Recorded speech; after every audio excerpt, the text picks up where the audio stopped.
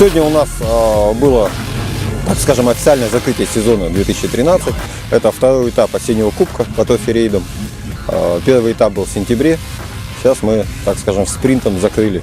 Ну, спринт немножко триальный получился, довольно-таки интересный, особенно в классе спорт, прото и АТВ.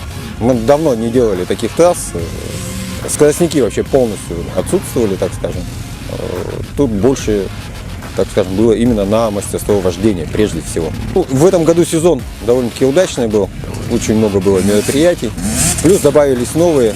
В этом году ралли-рейд провели, давно мечтали о нем, на Аймикон. Довольно-таки интересное мероприятие получилось. И я надеюсь, что в следующем году продолжится, оно также будет. В этом году было 135 участников, плюс Магадан к нам приезжал. Ну, довольно-таки очень массово для технических видов спорта. А нас уже знает весь Дальний Восток. В следующем году Владивосток собрался ехать на чемпионат. То есть, ну, сезон очень хороший.